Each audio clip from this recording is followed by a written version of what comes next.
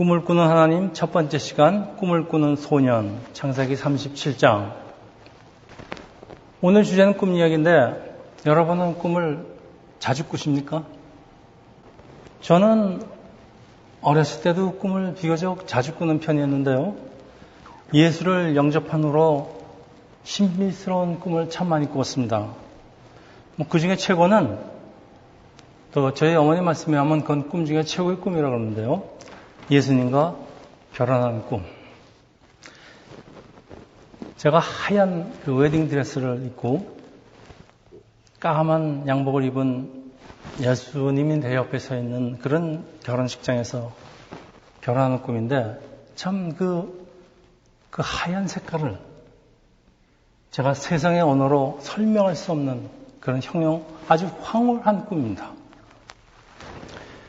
마귀가 결혼식장에 쳐들어가서 기관총을 난사하는데 마치 사랑하는 연인을 다른 사람에게 빼앗긴 것을 방해하려고 식장에서 난동을 부리는 모습에 비유할까요? 그렇다면 전에 예수를 믿지 않았던 저는 사탄 마귀의 연인이었던. 자, 이때부터 사탄 마귀는 종종 저희 꿈속에 쳐들어오는데 요즘은 이제 횟수가 점점 줄었지만은 그래도 그 싸움은 아직도 계속됩니다. 한 번에 무승부를 지어하고는 전부 사탄을 물리치는데 참 마귀의 싸움은 아주 격렬합니다. 그래서 싸움에 승리했을 적에 그 날아갈 것 같은 기분을 참 어떻게 표현할지 모르겠습니다. 스트레스가 확 풀려버립니다. 저는 평소에 싸움을 여간해서는 하질 않습니다. 근데 한 번 싸움을 붙었다 그러면은 저는 절대 지지 않는다는 것을 저의 십계명으로 삼고 있습니다. 특히 마귀와의 싸움인 경우는 절대로 질 수가 없습니다. 이 싸움에 지면 저는 죽습니다. 자, 어느 날 밤에 우리 새삼 하우스에서 일어난 일. 마귀가 계단을 거의 다 올라왔는데 깜짝 놀라서 2단 돌려차기 옆차기로 마귀의 턱을 걷어차니까 마귀가 계단에서 굴러떨어지는데 으악 하는 비명소리가 들립니다. 이 비명소리는 어디서 나는 소리일까요? 네, 불행하게도 잠을 자던 내 입에서 나오는 소리였는데 아무리 꿈속이지만은 있는 힘을 다해서 벽을 발등으로 걷어찼으니 그 다리가 무사하겠습니까? 그래서 백 목사는 옆에서 자다가 맞은 적도 있다고 합니다. 자, 여러분, 이 꿈이 무엇일까요? 사람의 의식 혹은 무의식에 잠재된 생각이나 감정이나 또 혹은 신체적 자극이 어떤 그 스토리를 만들어가는 현상이라고 합니다. 그런데 꿈에 또 다른 정의가 있는데 사람의 희망사항, 목표 등을 일컫는 말이기도 합니다. 내게는 꿈이 있어요. 이거는 희망이 있다는 얘기입니다. 노예제도 해방의 결정적인 역할을 했던 마틴 루터 목사님의 I have a dream 그런 설교가 있지 않습니까? 아주 유명한 설교죠.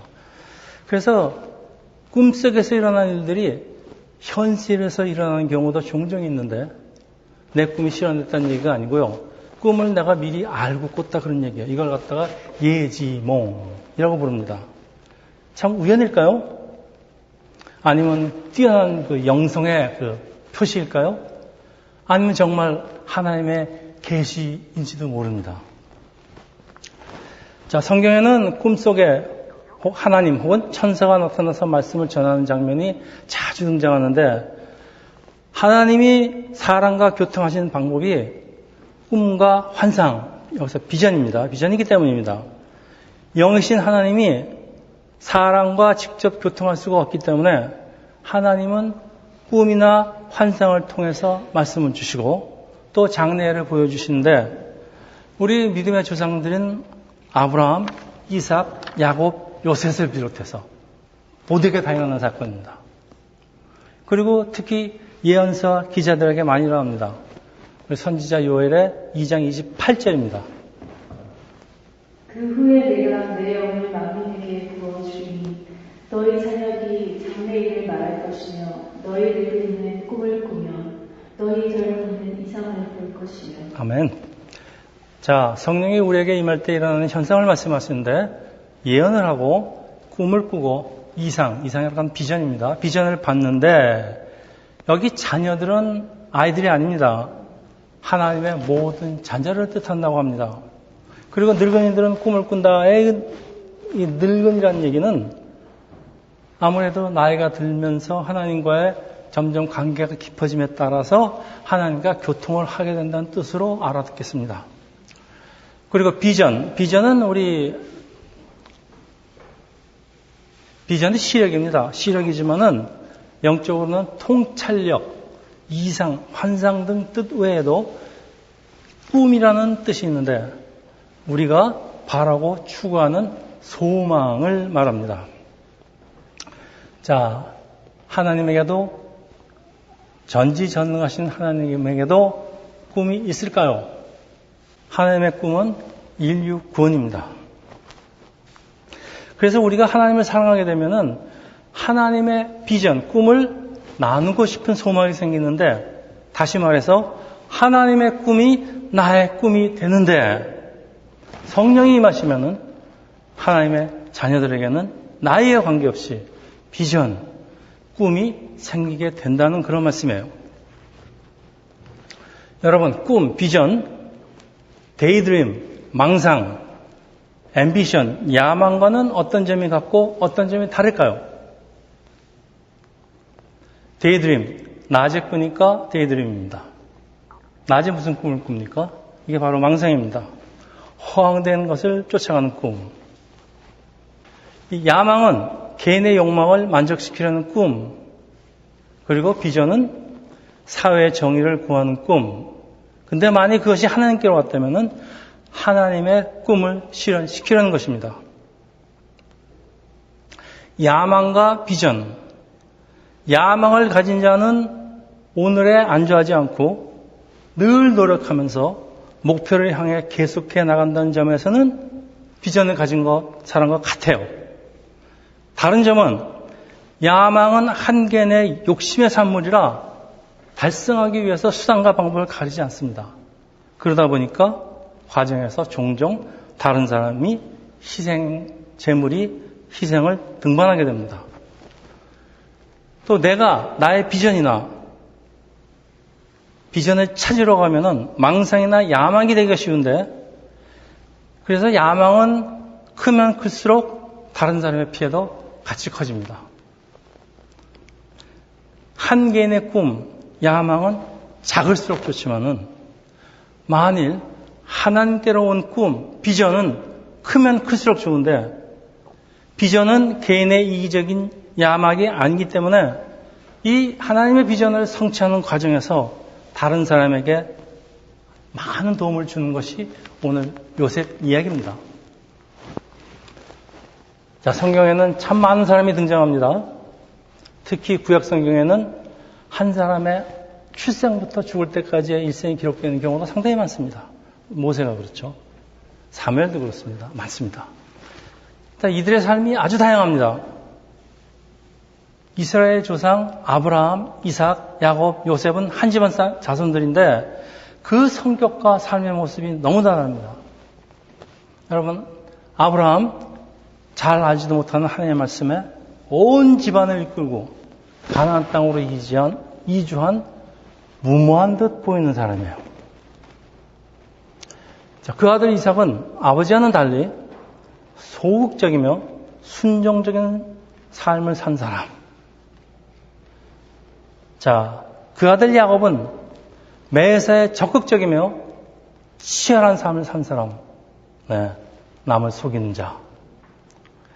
그리고 그 아들 요셉, 오늘의 주인공입니다.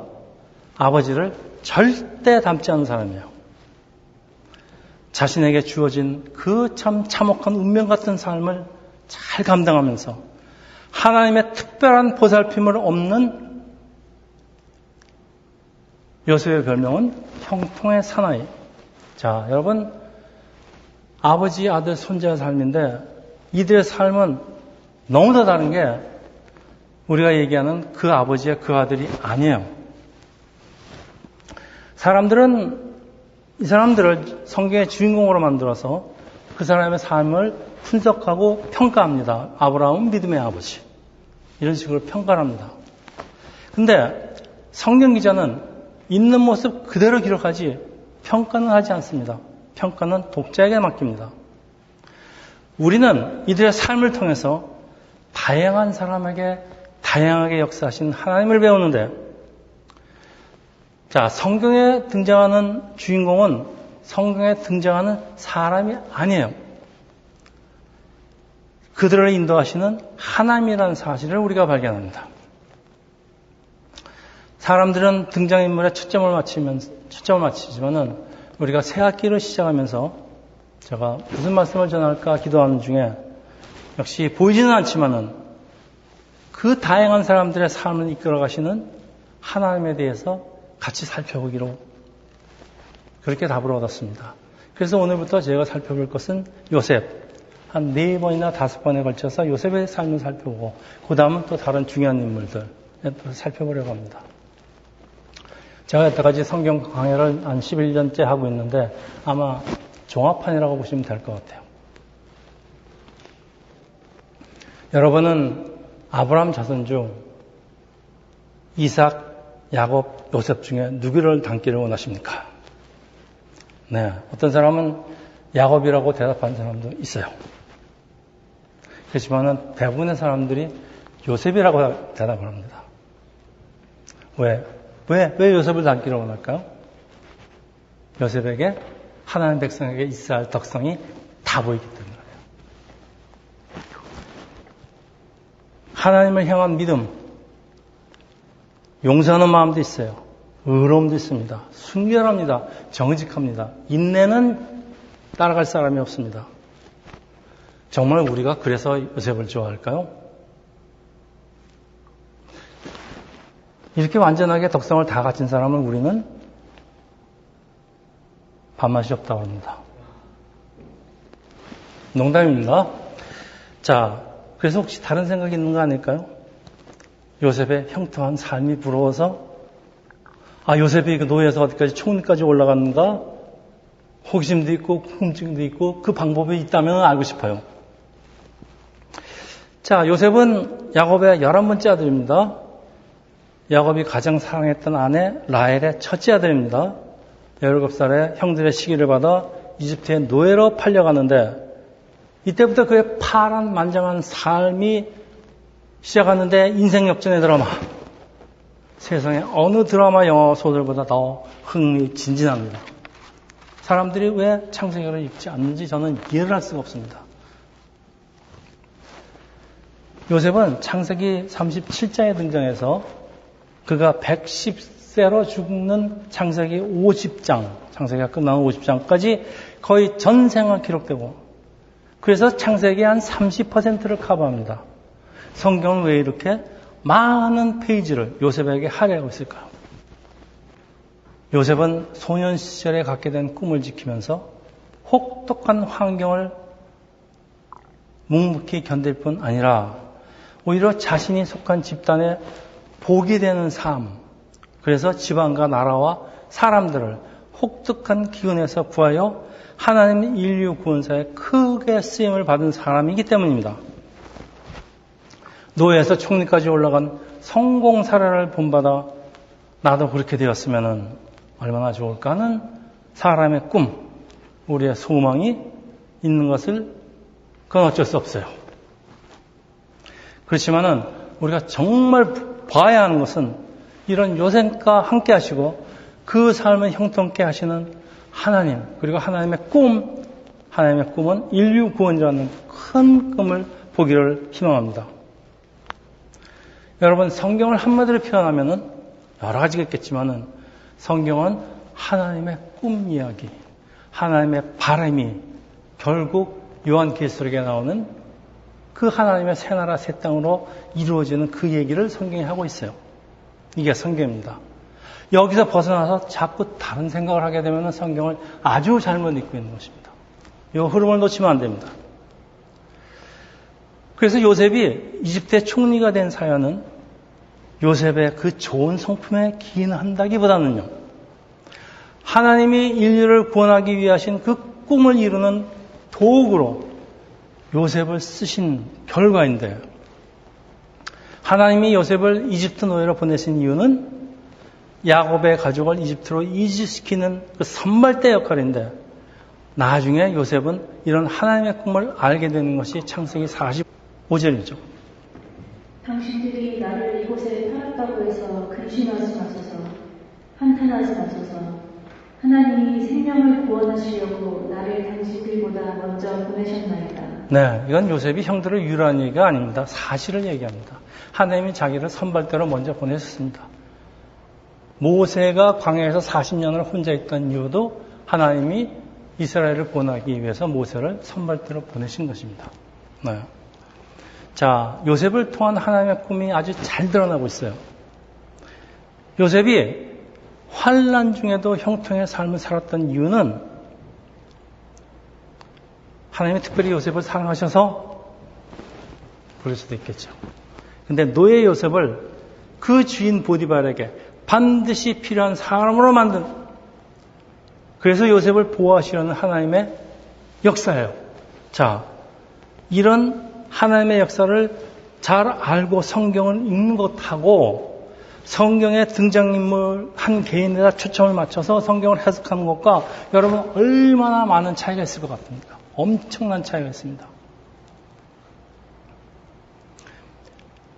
그래서 세상 눈으로 봤을 때 우리의 성공과 실패는 그 사람에 대한 하나님의 축복, 심판과는 전혀 상관이 없을 수도 있어요. 여러분, 요셉 이야기는 요셉이 어떻게 해서 성공할 수 있었는가 하는 그런 이야기보다는 하나님의 꿈이 요셉의 삶을 통하여 어떻게 이루어지는지를 보여주는 것이 이 이야기입니다. 자, 이제 본문으로 들어가겠습니다. 창세기 37장 2절에서 4절입니다. 야곱의 족보는 일어난다. 요셉이 70세 소년으로서 그의 형들과 함께 양을 칠 때에 그의 아버지의 아내들 빌하와 실바의 아들들과 더불어 함께 있었더니 그가 그들의 잘못을 아버지에게 말하더라. 요셉은 노년에 얻은 아들이므로 이스라엘이 여러 아들들보다 그를 더 사랑하므로 그를 위하여 채색옷을 지었더니 그의 형들이 아버지가 형들보다 그를 더 사랑함을 보고 그를 미워하여 그에게 편안하게 말할 수 없었다. 아멘. 자, 야곱이 요셉에게만 채색옷을 입혔다는 것은 그건 야곱에 대한 편애입니다. 이런 짓 하면 안 돼요. 어느 부모가 어느 자식을 편애하겠습니까? 사실은. 근데 어린 나이에 어머니를 잃은 요셉, 얼마나 불쌍할까, 아버지가. 네. 그 라헬이 낳은 마지막 막내 아들 베냐민에 대한 야곱의 집착을 미뤄보면요, 라헬에 대한 야곱의 각별한 애정에다가 그 어머니를 잃은 자식에 대한 그 애처로움이 같이 작용한 것 같아요. 저는 그 아버지 마음을 이해할 것 같습니다. 자, 아버지에게 형들의 잘못을 말하는 요셉을 형들이 생각하기에 요셉이 우리를 감독하는 야곱의 상독자로 세운 거 아닌가 오해할 수도 있어요. 그래서 형들의 미움을 받는 것은 너무나 당연합니다. 그런데 요셉의 환난이 형들에게 자기가 꾼 꿈을 이야기함으로써 본격적으로 시작을 합니다. 여러분, 요셉이 17살 어리고 철이 없어서 한 행동처럼 보입니까? 여러분, 이 꿈을 주신 분은 하나님이라는 사실을 잊으시면 안 됩니다. 요셉을 반드시 이집트로 보내시려는 하나님의 계획을 잊으면 안 됩니다. 그리고 어린 소년이 이런 신기한 꿈을 꿨는데 이 꿈을 마음속에만 간직하고 있다면은 요셉 오히려 음흉한 사람 아니에요? 17살짜리가. 너무나 당연한 겁니다. 자, 성경을 한 구절로 요약하는 구절이 여러분 뭐죠? 요한복음 3장 16절이에요. 하나님이 세상을 이처럼 사랑하사 독생자를 보냈으니 이를 믿는 자마다 멸망치 않고 구원을 받게 하려 하십니다. 성경을 한마디로 요약하면 이겁니다. 이게 바로 하나님의 꿈이에요.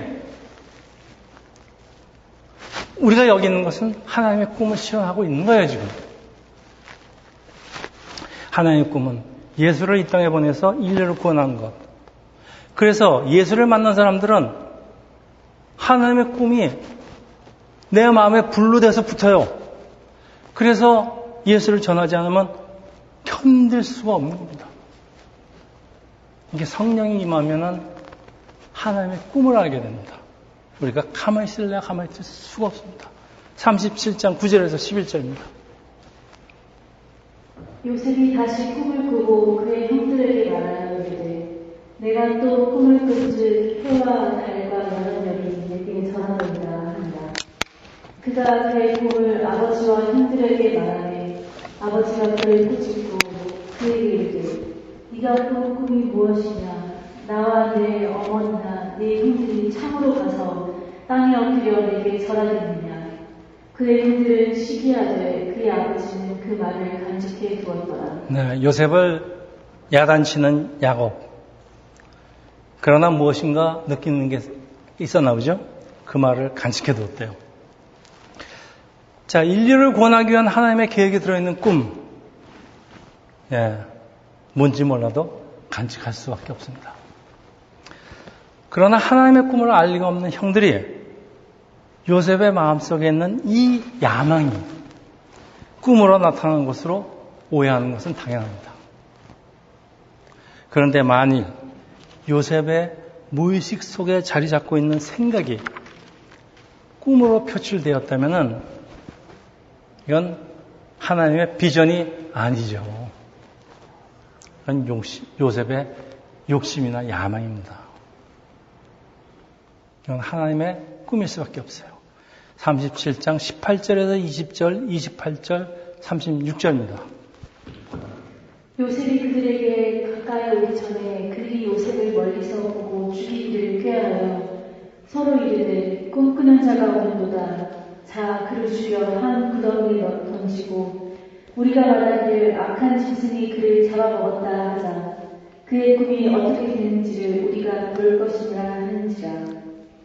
그때 미디안 사람 상인들이 지나가고 있는지라.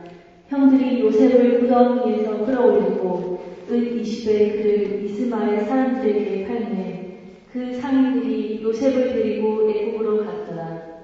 그 미디안 사람들은 그를 애굽에서 바로의 신하 치임대장 보디발에게 팔았더라. 아멘. 꿈꾸는 자가 온도다. 요셉의 삶은 그가 꾼 꿈만이 아니라 다른 사람의 꾼 꿈과 밀접하게 연결되어 있는데 요셉의 별명이 꿈꾸는 자.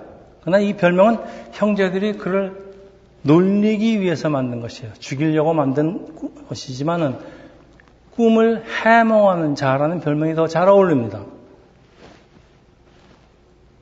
요셉이 소년 시절에 자신의 꿈 때문에 고난의 길로 들어섰는데 다른 사람의 꿈, 특히 이집트 왕의 꿈을 해석함으로써 인생이 역전돼서 30세 이집트의 총리가 되는데 여러분 이집트에 살지 않던 사람이 이집트가 총리가 되려면 어떻게 해야 됩니까? 우리 하늘이가 부산에서 국회의원이 되고 싶은데 그럼 제일 먼저 해야 되는 일이 뭐예요?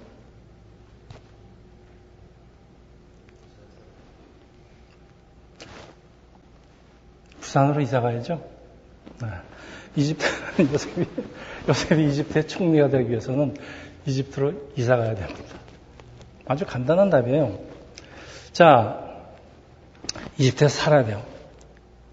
그래서 요셉은 이스라엘을 이집트로 보내서 큰 민족으로 성장시키려는 하나님의 계획을 모르는 순간이지만은 하나님을 봐서는 요셉을 이집트로 보내야 됩니다. 어떻게 할까요? 네, 요셉이 이집트에 이민 신청했을까요? 자, 형제들이 요셉을 죽이려는 순간에 마침 미디안 사람이 지나가는데 누가 미디안 사람을 그 순간 그곳에 보내셨을까요? 왜 미디안 사람들은 이집트로 가고 있을까요? 미디안 사람들은 이집트에 가서 왜 하필 친위 대장에게 팔았을까요? 여러분, 이게 다 맞아떨어지지 않으면 요셉은 그냥 죽고 요셉은 없는 겁니다. 네. 이게 다 우연일까요? 자, 여러분, 모든 이 과정은 하나님의 계획 안에서 이루어지고 있는데 아무것도 모르는 채 노예로 팔려가는 요셉.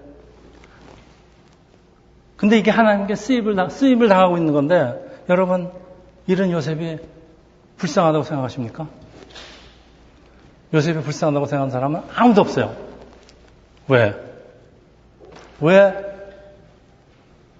이 죄 없는 요셉이 노예로 팔려가는데 왜 불쌍하지 않아요? 아무도 없어. 왜? 우리는 답을 아니까 그래요. 요셉의 미래를 아니까 불쌍하지 않아요. 여러분, 우리도 마찬가지 아니에요? 왜 오늘 우리는 내가 처한 어려움에 한탄하고 좌절하고 기관남용 혹은 하나님을 원망하면서 아까운 시간을 낭비하고 있을까요? 우리가 답을 아는데, 우리가 하나님께 속했는데, 우리의 미래를 우리가 아는데 왜? 이 얘기는 무슨 얘기입니까? 우리가 하나님을 온전히 믿지 못한다는 얘기입니다, 여러분. 그래서 이런 불평이나 좌절은 불신앙이라고 그러는 겁니다. 그리고 형들이 요셉에게 절하는 꿈이 요셉이 나중에 크게 출세한다는 단순한 예언, 아까 말씀드린 예지, 몽일까요?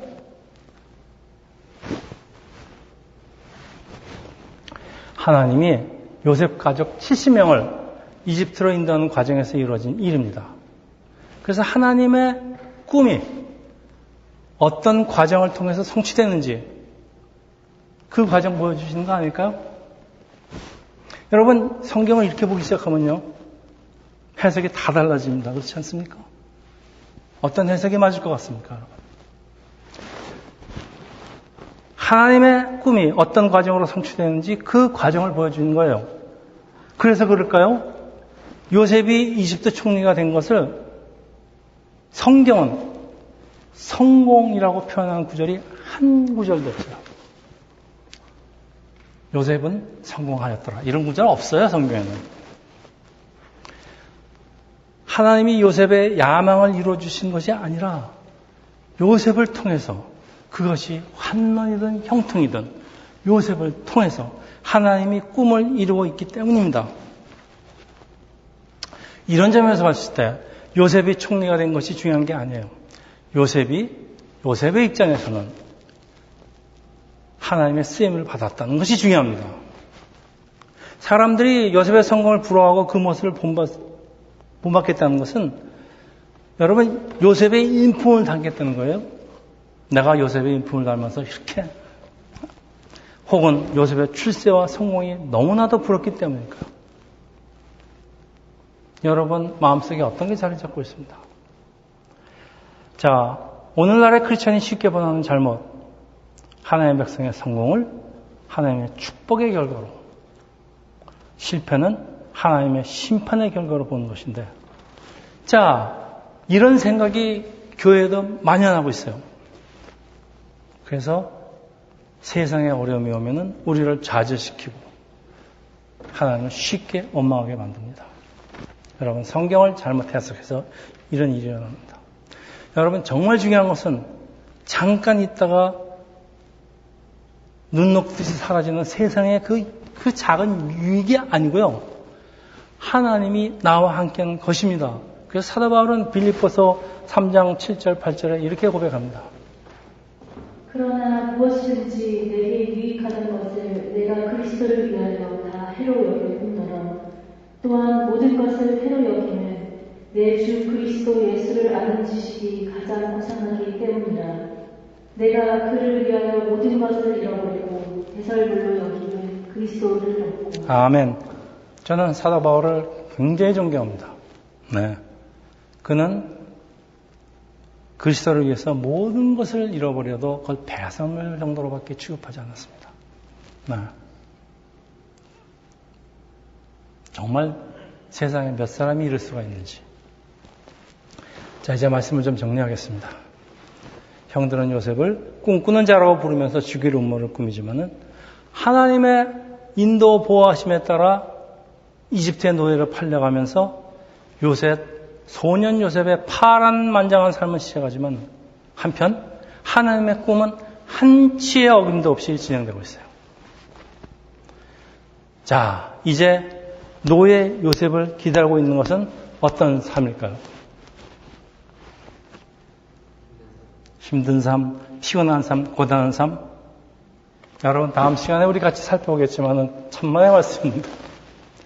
요셉을 기다리고 있는 것은 형통의 삶이 기다리고 있습니다. 요셉 때문에 복을 받아서 주인이 요셉을 그냥 보물처럼 여기고 있어요. 이게 인생 역전에 들어가는 겁니다. 내 삶을 역전시키는 하나님. 자, 여러분 다시 강조합니다. 요셉이 총리가 된 것은 하나님의 꿈을 이루기 위한 과정일 뿐이에요. 요셉을 본받으면 형통한 삶을 얻고 세상에서 높은 사람이 된다는 것만, 그런 것만 보여주는 건 아니에요. 하나님과 함께하는 삶이 바로 형통의 삶, 하나님과 동행하는 사람이 바로 형통한 삶.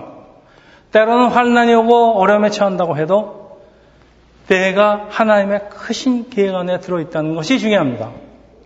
하나님이 주신 비전, 꿈이 나에게 남아서 살아있는 한, 나를 향하신 하나님의 꿈은 언젠가는 이루어질 것이라는 사실을 믿고, 중요한 것은 그 꿈을 이루기 위해서 나 자신을 준비하고 목표를 향해서 돌진하는 것을 말하고 있습니다.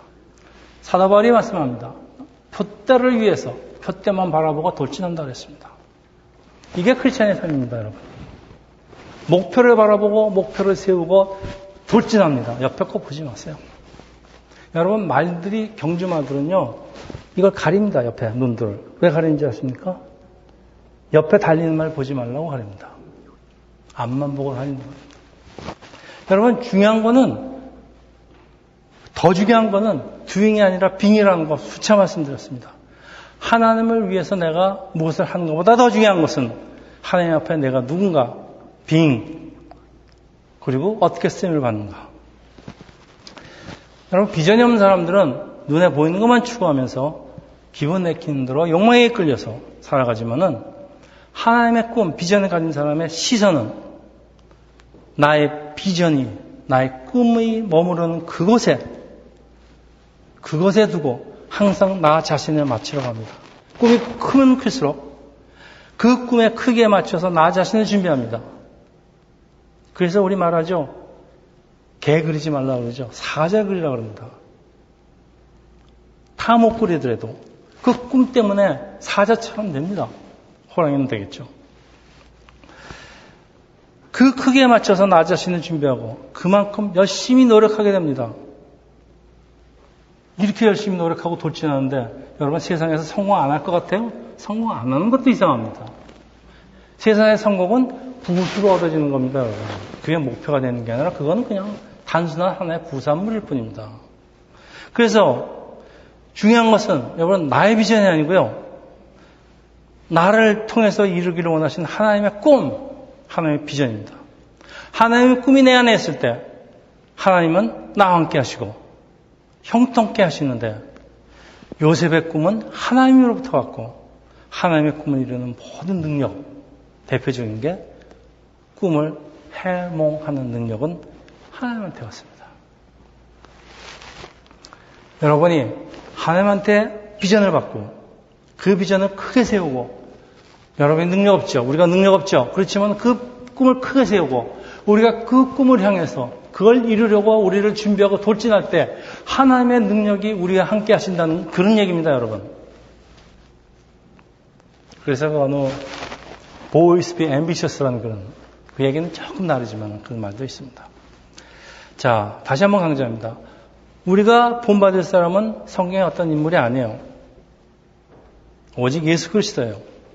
이 땅에 초라한 모습으로 오신 하나님, 하늘의 영광 버리고 사람과 똑같은 모습으로 사람의 어려움과 슬픔을 맛보시기 위해서 그러다가 우리를 대신해서 십자가에 달리기 위해서 이 땅에 오신 예수 그리스도입니다. 그 어떤 사람도 아니라는 얘기입니다. 우리가 그렇게 존경하던 다윗에 대해서 얼마나 실망을 합니까? 다윗도 아니고 모세도 아니고 아무도 아니에요. 아브라함도 아닙니다. 오직 예수 그리스도밖에 없습니다. 그래서 우리가 기독교가 예수 그리스도, 예수교입니다. 자, 하나님은 오늘도 요셉의 이야기를 통해서 인류를 구원하신 하나님의 계획을 보여주십니다. 그리고 하나님의 계획은 2000년 전에 십자가에서 완성되었는데 그것으로 끝이 나네요. 이제 각 사람의 구원은 하나님이 하신 일, 예수를 십자가에 보내신 일, 그것을 믿는 그 믿음으로 완성된다는 것, 그리고 우리에게는 하나님의 꿈을 나와 나의 이웃에게 완성시키려는 그 부르심의 사명이 남아있다는 것을 여러분 마음에 간직하시고 여러분의 삶을 살아가시기를 예수 이름으로 축원합니다. 기도하겠습니다. 할렐루야. 하나님 아버지, 오늘부터 요셉의 삶을 살펴보면서 하나님의 꿈이 이루어지는 과정을 배우기를 원합니다. 우리 성경을 보는 눈을 바꿔주시고 하나님의 꿈과 역사를 통하여서 하나님의 꿈을 같이 이루는 저희들이 되기를 예수 이름으로 기도합니다.